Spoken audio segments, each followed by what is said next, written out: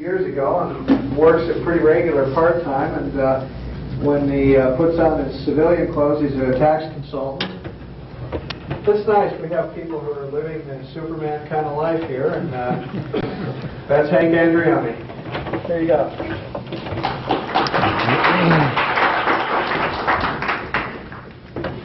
First, I've got to figure out what all these wires are for, and then we'll get started. I'd like to welcome you to the session this afternoon on electrotherapy from the past. I never realized myself how much of electrotherapy once existed in this country. I guess it was several years ago. I was at a swap meet and I picked up one of these old electrical devices. It just looked curious. I didn't know what it was for a couple of years later, until I got another device and it had the instruction booklets with it.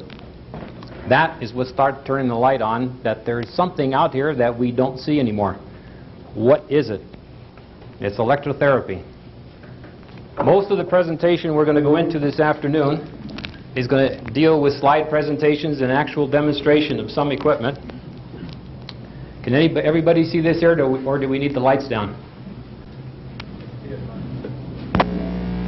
Okay, I guess our first question, what we want to start with, is what is electrotherapy?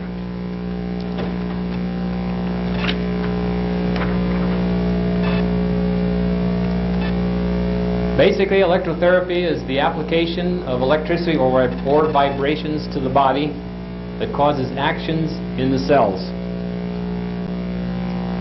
Depending on the frequency of these vibrations, it can be beneficial to the body or it can be catastrophic.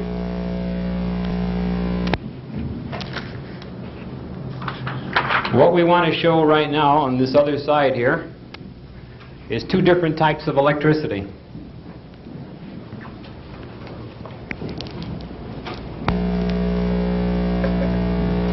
This is an old familiar Jacob's ladder. You've probably seen these around, miniature old Frankenstein movie type devices.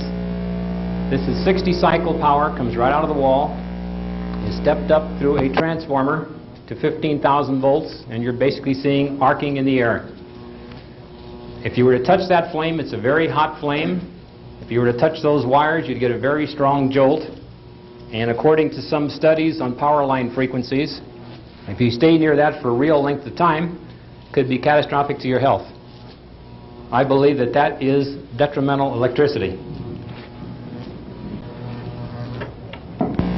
Conversely, and we're going to have a little static here from a Tesla coil,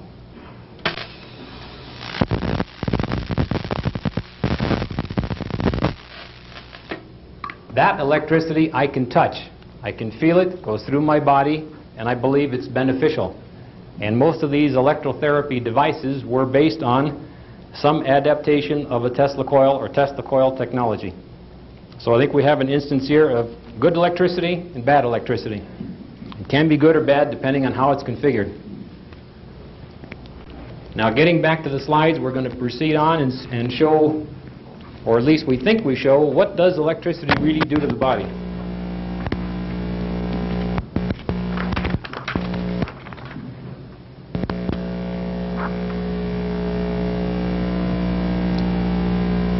In these early discoveries of electrotherapy, they found out that high-frequency currents would essentially increase the metabolism of the body, would stimulate the increase of the flow of blood in given areas,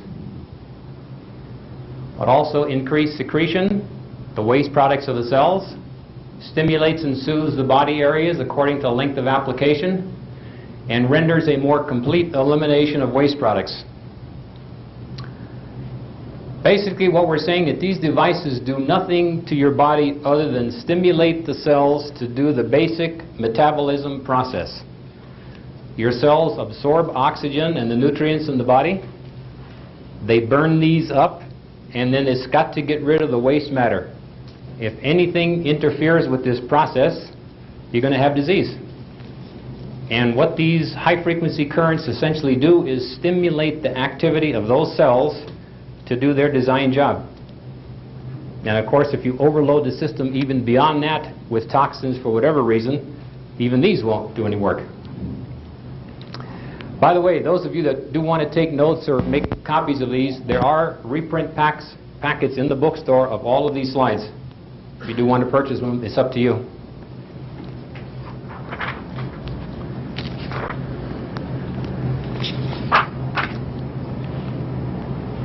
So basically what we're talking about now is a summary of what we've just said and what these high-frequency currents will do. Our bodies consist of nothing but tissue, muscles, and hair and so forth. They need to just absorb the oxygen to actually function. They've got to chemically combine the oxygen absorbed with the nutrients, and they've got to throw off the waste products. Interesting enough is that if you were to use some of these electromedical devices, and I've used them myself, at times it will tend to make you even sweat more. That's eliminating toxins from your body. It actually just stimulates the cells to a higher level to do some kind of activity.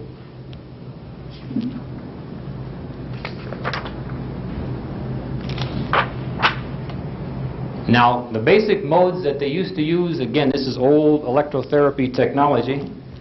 There are basically 6 different ways that they would use as far as stimulating your cells. There was a mechanical vibration, actual motorized mechanical vibrator. Put this on an area where you had a pain or a congestion of toxins, and it would move it around and stimulate the cells to eventually get rid of those toxins. They did it by Faraday electric current devices, running electricity right through your body. Sinusoidal waves stimulates your cells, evidently more beneficial than other means by a sine wave rather than a square wave. Static electricity means the multiple frequency oscillators or high voltage violet ray or Tesla coil devices, and also by light waves. Again, the common element of all these is vibrations. Vibration seems to be the key.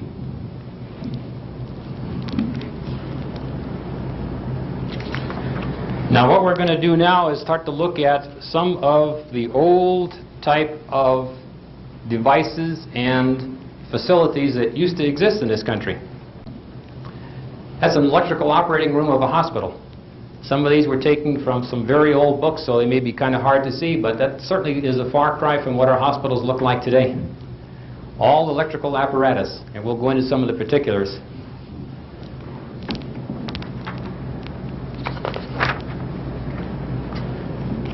Now we have another version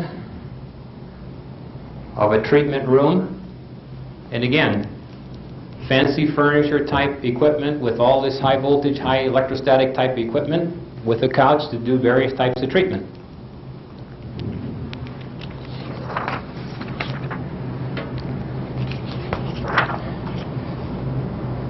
Now from somewhere along the line there are 2 treatment rooms. One up top, somebody's being treated, and I think it's one of these sinusoidal type devices.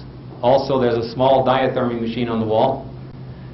Down below, this chair is connected to an electrostatic type machine, rotating disc types. And then they also had a therapy lamp. I think it was a UV therapy lamp. So these were one of these universal chairs where once you got in there, they would treat you for various modalities for whatever you had.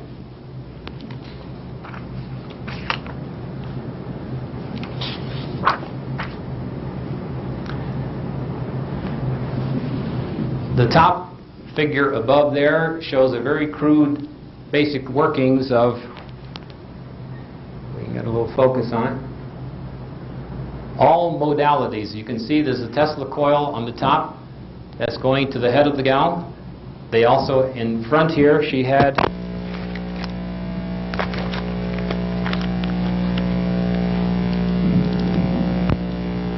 she basically had these devices that actually was almost like a from a dentist office. It would put these things in your mouth. It was high frequency probes that came out of there for treatment of your gums and things, for example.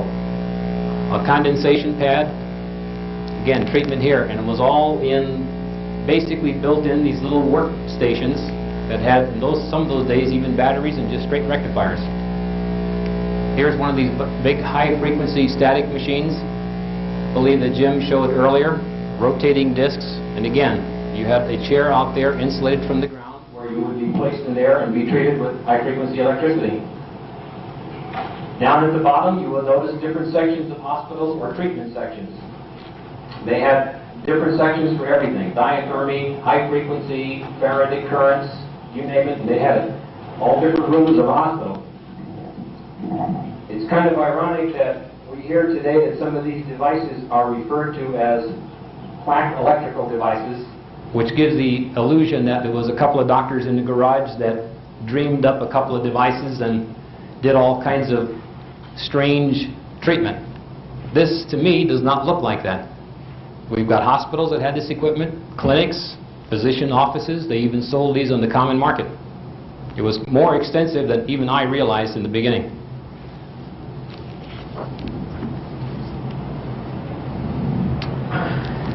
Here's one of these high-frequency static type devices. You'll notice the patient is up on an insulated chair. She's got the high frequency going right to his back on the top one. On the bottom, and the middle one is going right to his hand, and there's an exploded view at the bottom. High frequency electricity going direct treatment to his hand.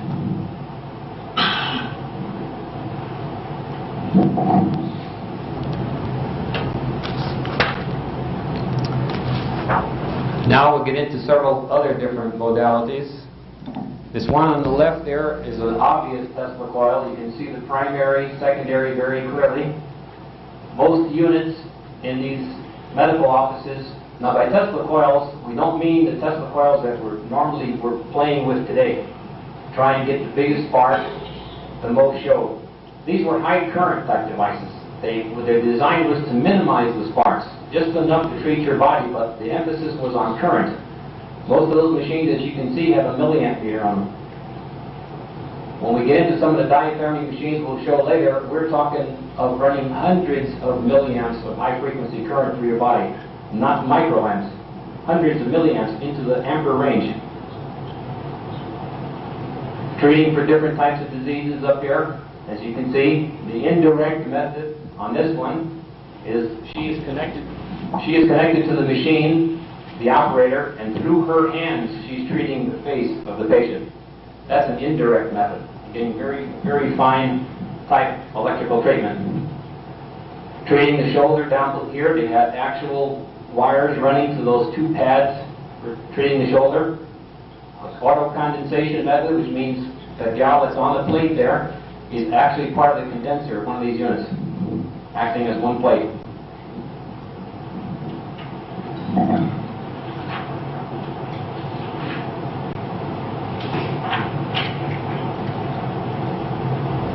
As you can see, they had quite an extensive different types of equipment. The one above is a diathermy machine, and you can see on the front panel, then if you look close enough, there are spark gaps. Some of those machines had as many as 12 spark gaps, and they would produce 3,000 or 4,000 milliamps. And how they would treat a person is you started with all the spark gaps closed, and you started opening up each one at a time. And you had to do it quite right. There have been instances where people's organs were literally burned up inside from a misapplication of such a high Tesla current. So maybe some of the bad publicity on some of these came from inaccurate operation, how to apply these machines. Again, there's another type of machine here, sitting on a chair. Most things were all tied to chairs. They had different probes, different apparatus, and you sat on an insulated chair and for certain periods of time, and we'll go into some of that on some of the smaller devices.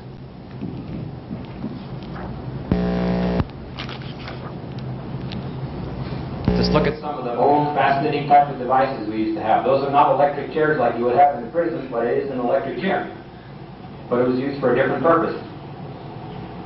You'll notice the chair on the far right, that balls on the end, those were for high frequency things, putting your hands on there. It was an actual metal chair on the seat and on the back, and also on the footrest. Again, for different treatment parts of your body. You became part of a plate of a capacitor in some of these modalities.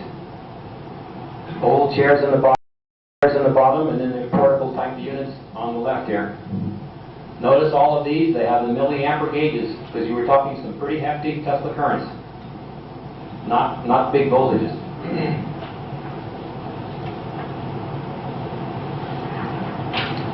Here's a view of some other different types of equipment. Some of those would have all modalities as far as Faraday type currents, vibrational currents. They also had electrosurgery, that they would be able to even do an operation and cut your skin, for example, and you would not bleed, because they had cauterizing type modalities on this equipment.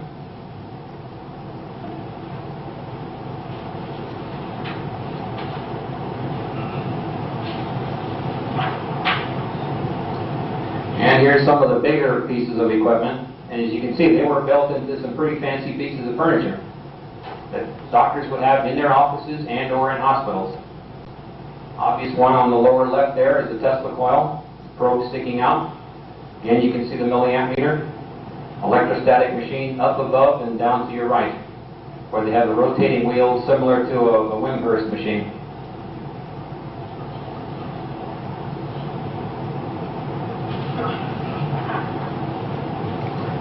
This is different type of apparatus here. Sinusoidal generator, multiplex generator. The one on the far left in the corner is a small portable diathermy machine, and if you've been out to the display in the other building, you'll see that exact machine out there. It still does work. And then also some ray therapy lamps. Just as a different collection of types of equipment that you might find in an average doctor's office or in hospitals.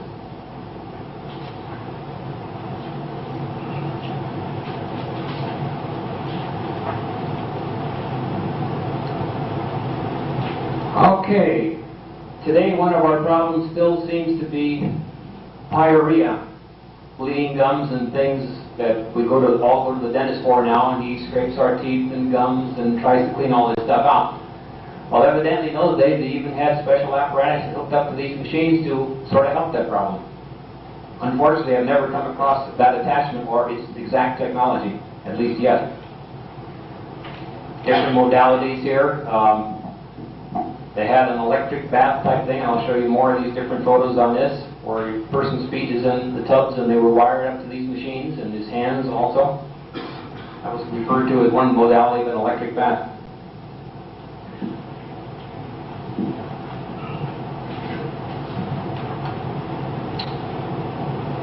Here's another view. This is from a diathermy machine. As you can see across the top, the little opening right above the milliamp meter. Those were the spark gaps that were most old. All the older machines had external gaps, so they can actually adjust right on the front. And again, this was for painful joints in his legs here and also in his wrists. And he was wired up with the wrists, also right direct to the machine.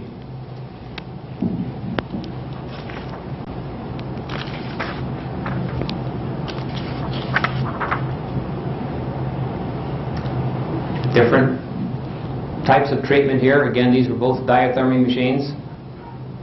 And as you can see, a lot of this stuff was done by basically the assistants or nurses. Once they were trained into using this equipment, they did a lot of the work in those days.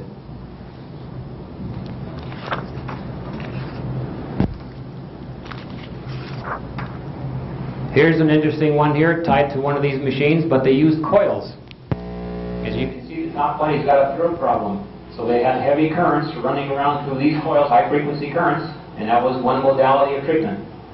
Pancake coils to his back, different plates in the back. You look at some of these odd contraptions and you would just hard to even imagine that so many different varieties of things once existed.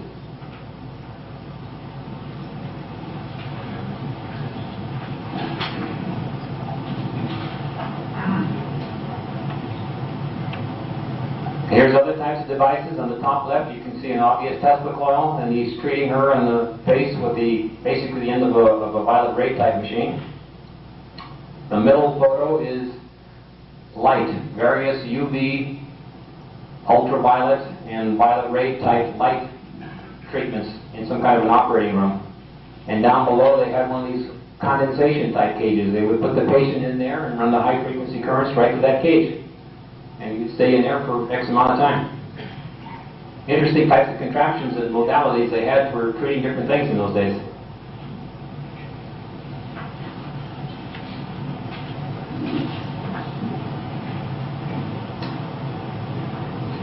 Okay, here's another situation being treated by an electrostatic machine, sitting up on a chair, insulated platform. I believe he had some kind of a growth on his tongue. There's a before and after photo of treatment with one of these high-frequency machines. Ozone generator on the right was a common type of device used in physician offices, which we're almost getting back to today, but they once existed quite readily.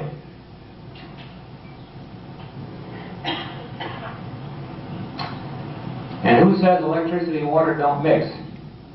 If you have the right kind of electricity, which they had in those days, you could be in a total bathtub and run the electricity right through your whole body and get an electric bath. The one down below is a partial galvanic bath. Put your feet in the buckets and your arms in the two side buckets, and that was your treatment. You would not do it nowadays with 60 cycles coming out of your wall. Again, it depends on how electricity is configured.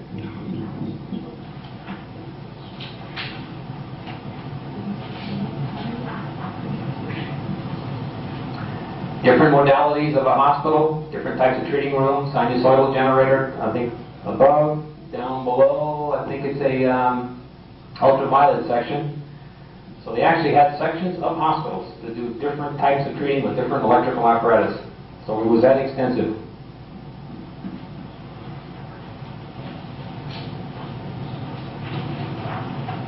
Again, to kind of quickly go through this is different modalities here.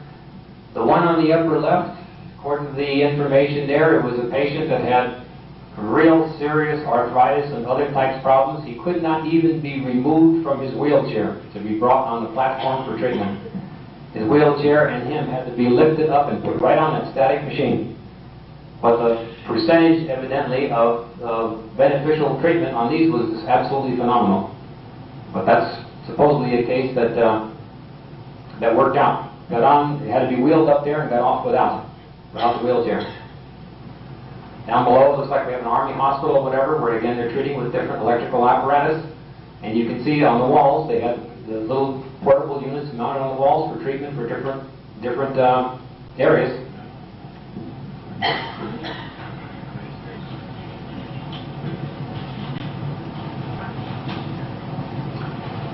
Different sections again of hospitals, but again, it's all electrical apparatus.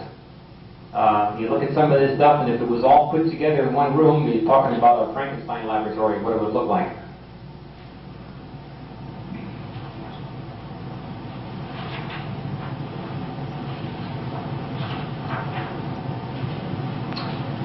Different sections of hospitals here, different beds, and each one, as you can see, has a little either sinusoidal generator, ultraviolet, or diathermy machine by each cot or each bed, for whatever application was needed at the time.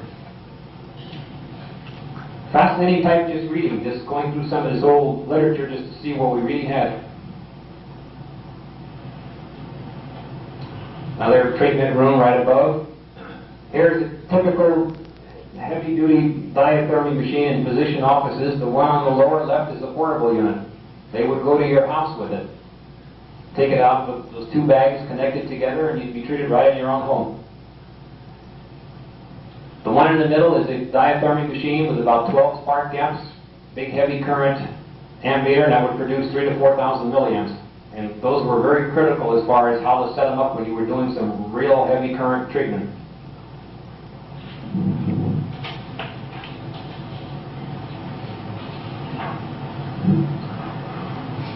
Now these are sinusoidal generators.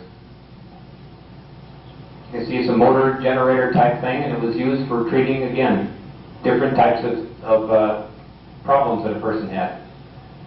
So they did it in different modalities, all the way from the high frequency to actual sine waves to some of the galvanic type currents, which we already went over.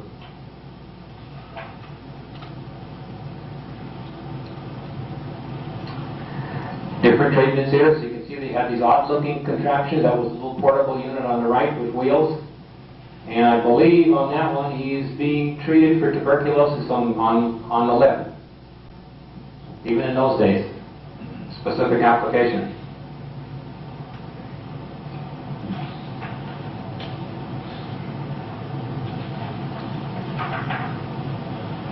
Different treatments here of in the back with diathermy machines.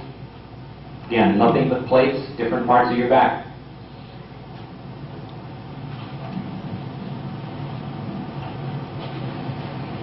Now we get into some of the light type of therapy. using ultraviolet or different types of light. There's one of the machines there that would put the patient in, close it up, and would be treated for a certain period of time, all into the light range now. Again, light is nothing more than different frequency vibrations. It all had to do with vibrations.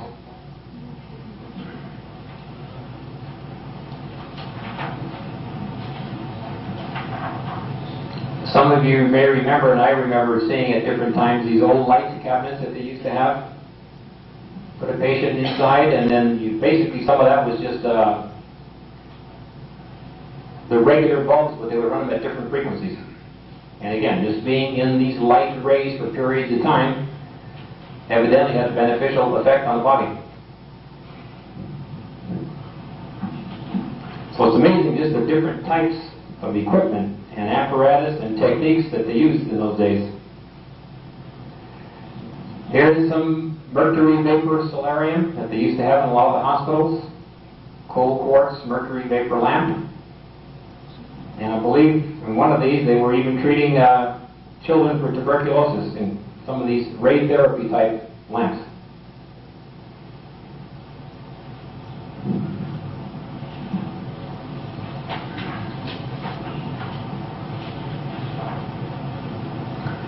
Another view of some of these, that's the one that they were treating the tuberculous children above with different types of lamps. Also had it for the patient down below, and then they also had different machines here that they would run light and even an electric bath through them also, so you got the full treatment. So I say, hardly in any of these here is there even two pieces of equipment that are even alike. It was that extensive. Now we can go into some of the specific types of little small home unit devices that used to be out there. This is a motorized vibrator. I've got one on the display in the other room. You might think a vibrator is just to vibrate your body and for massaging, and that's all there is to it. There's whole booklets on what these vibrators would do as far as treating different diseases. And basically what this does is vibrate the cells of your body again to do their thing. It's a form of vibration. And they even had some of those designed that the motor vibrator went into a special elliptic pattern and so forth. Again, who knows what they were really trying to do in some of these areas, but the basic technique of a vibrator was to remove toxins from one's body. Again, to promote health. By the way, there is literature available on most of this equipment, reprints anyway, in the bookstore, if you are interested. Here's another means of using a little motorized hand vibrator on one's hand, and they also connected it to a chair to make a vibrating chair. Instead of having a whole motorized built-in system, they just used a portable one and went from there.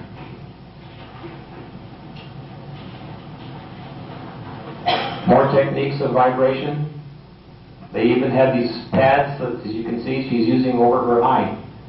So they had a motorized vibrator, which was pretty powerful, but with a sponge-type attachment that went right over to treat the eye. The gal below for treating her forehead, and then also one on the left for the back. So they were used again for every part of the body.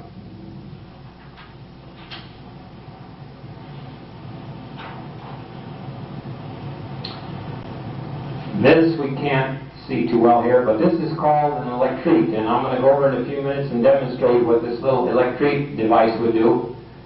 It's a little battery-operated device. You can see two flashlight batteries in there, and there's nothing more than a little vibrator and a roller in the end. They would run up and down your body to treat all kinds of different diseases, pains, and so forth.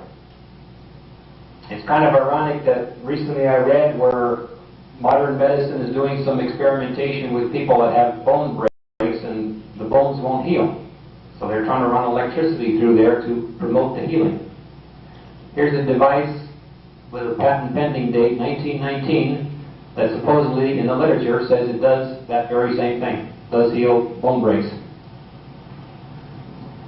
There's a whole packet of literature on this device also, how to use it, what polarity to use for what.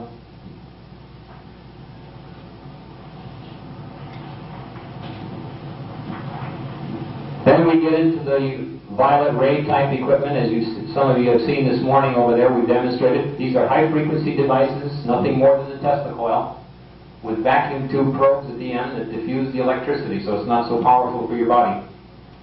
They have all kinds of different devices with various types of probes, and we'll go into some of that now to show how extensive it really was.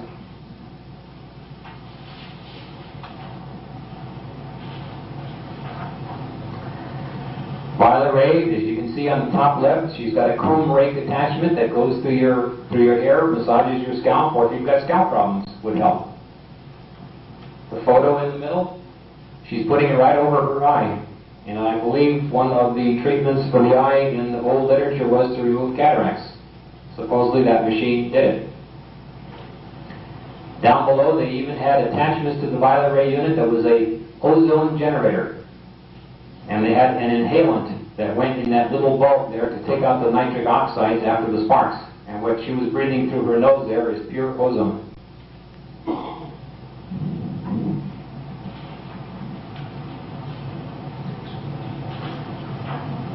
Now, to kind of show the different electrodes that they used to go into these machines, they say they had one just about for every orifice of your body. Flat ones, the rake. Number 4 was for your spine, to go up and down your back and both sides of your spine. Number 5 for your neck. Then they had the different probes. That was a metal probe you would hold in your hand for your whole body treatment.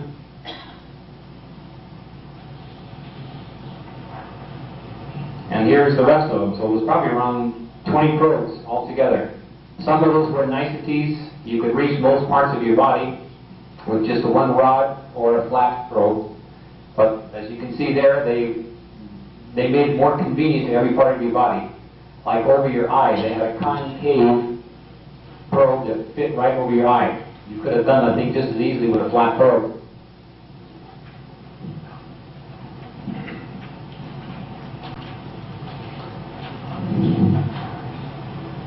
Now, we've got some reprints of some instructions on some of these machines. The violet ray machines. As you can see the little code down below there, S for strong, or a short spark, medium, long spark, mild, or do you go contact directly with your skin? That's the code for the supposed treatment of all kinds of different diseases, starting from an abscess on down. As you can see, I don't know if you can see from this very clear, but it will show you what probe to use, how long to use it, the frequency, like every day, every other day, what kind of a spark you should use, direct contact to your skin or not. And it goes pages and pages and pages of different diseases in those days and how to treat it. So it sounds like they have a little experience in doing this just to even come up with this kind of information.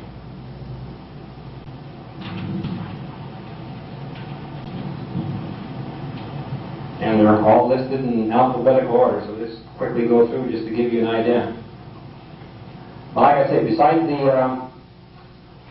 the presentation of these slides being available in the bookstore, there's also information packets, quite extensive in some cases, of most of this equipment. By the way, also in the bookstore.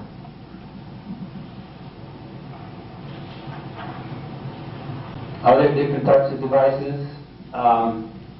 As you can see, some of those have different modalities as far as you can see the waveforms that some of these machines would produce. Direct DC, sine waves, different spike type waves, or whatever. They had induction batteries. That's the middle photo here.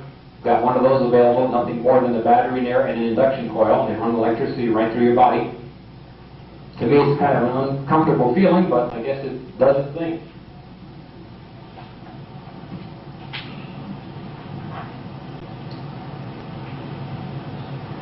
Then we go into the ultraviolet ray therapy machine. I've got one of these machines out here at the conference. Cold quartz type machine is one of these things that if you stay too long in one spot, you can literally burn yourself with that, and you basically have to wear dark glasses, not even look directly at the bulb on that. Okay, so now we want to go into the other side of the room here. We'll take a look at some of the couple of devices in actuality. By the way, as long as we're at the conference here for the next couple of days, if you do want to try any of these yourselves, you're quite welcome to. Come on over and try it a few times a day and see what it does.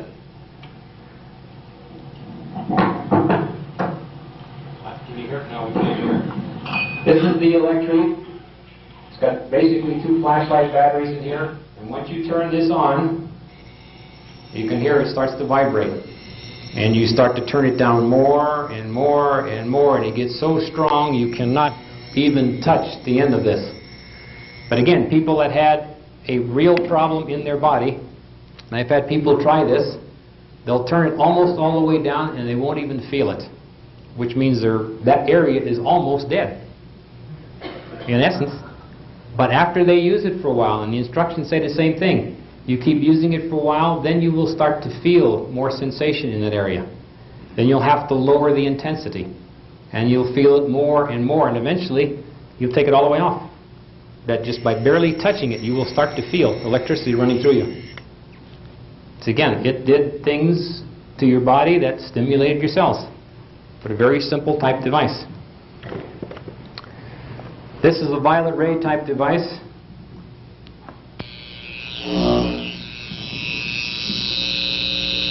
As you can see, arcs right to your hand. You can run it to your face. If you had a cataract on your eye, you put it right over your eye. Got a tooth problem, you stick it right inside your mouth. And you can adjust through the spark gap. You can adjust the different intensities. This is the comb rake attachment that would go in, again, high frequency for your hair. Then they had the basic rod, like I basically used myself when I had an abscessed tooth, and I'm still experimenting on myself. Sticking this in here and arcing direct to my tooth, right inside. I got rid of the pain. At least I'm that far along. What it'll do after that, I'm following the instructions. Then they have different probes. This is more of a condenser probe. It's got a piece of metal inside that gives you a very strong spark to your skin. Some of these probes, other than the photos, I've never even seen or come across myself. So again, I'm always on the lookout for different attachments and different pieces. So that's about it. Does anybody have any questions on this? And like I say, you're quite welcome to come by and we'll demonstrate this on you. And you can try it. What period of time were these used in wide use? Did it end with the rise of sulfa drugs, or when? Yeah, basically 30s and 40s, they started really starting to phase out. By 40s, they weren't even hardly using these things. They were using them more for a beauty treatment, that type of thing, but not from a medical standpoint. These electrodes, like I say, 1919, and the second patent date is 1931 on this. I'd like to add something to what you've already said. There are medical textbooks that are very hard to find.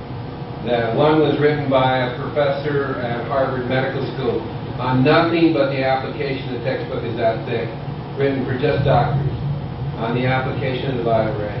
Exactly. It's medical history, it's documented patient recovery rate, and etc. I have one of those old textbooks.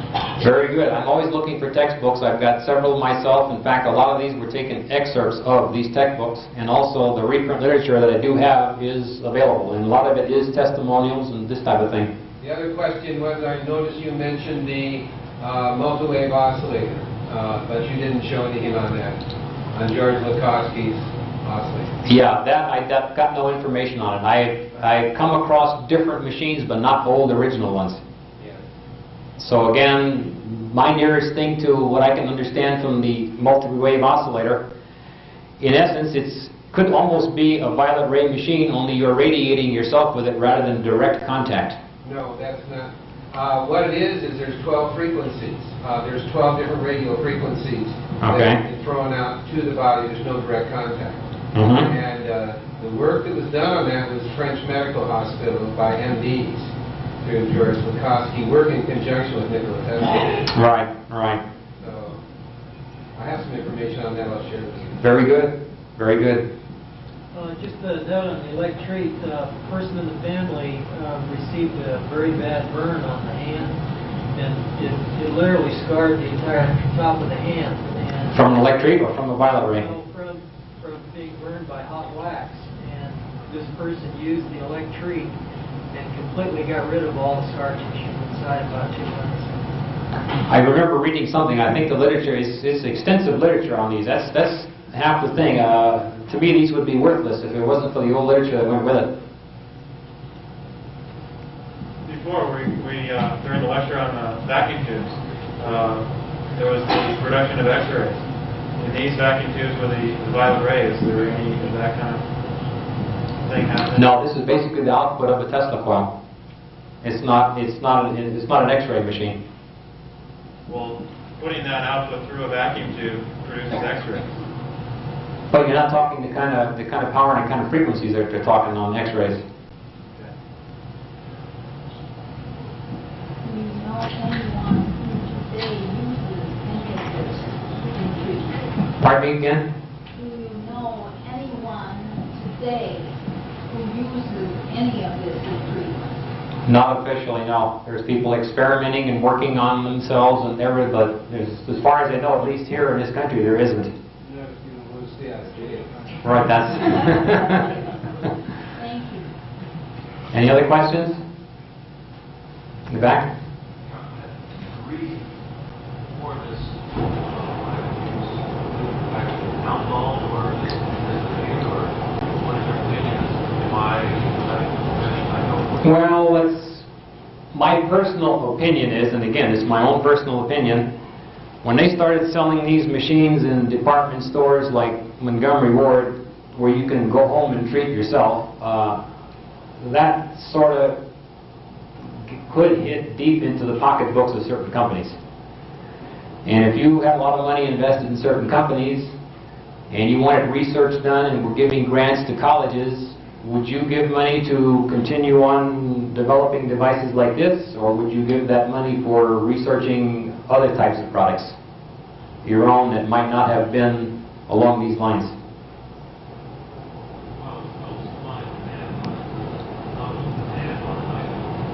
True, and then you also, like I say, you did have bad publicity. Let's face it, there was some quack doctors that they were maybe good doctors, but they didn't have electrical knowledge, and to run hundreds of milliamps through your body, did they know what they were doing?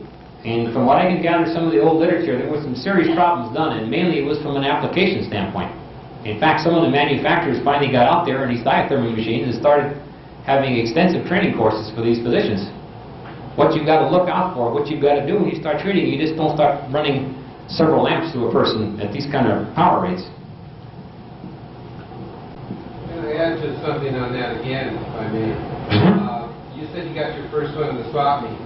I got mine in an estate sale, and it was about 20 years ago, my first vibrator. It was already 40 years old then. Old clock cord. Right. Made back in the 20s. In the 20s, right. Right. And I got it from the doctor's wife. He had died, and the widow. And she said, I don't know what this thing is, but he carried it in his little black bag with him every day for 40 years. Never broke down. He used it on everybody. He was an old country doctor. Right. He used it for everything. Exactly. Yeah, that's how I got a hold of my first one, and then I was just like you. I was curious. Just what is it? All right, what was going on? And I kept running into blocks trying to research it through normal medical research. Right. Or through the normal educational channels or Library of Congress. So they've destroyed a lot of this information. So I've been collecting that myself for a while. That's what I'm really trying to do, is make people aware of it. Sort of a central location where we can buy or sell or exchange these devices, make reprint literature of whatever is obtained, keep the technology out there, and encourage people to experiment. Well, it looks like our time is up here, so I thank you all, and come on for a demonstration.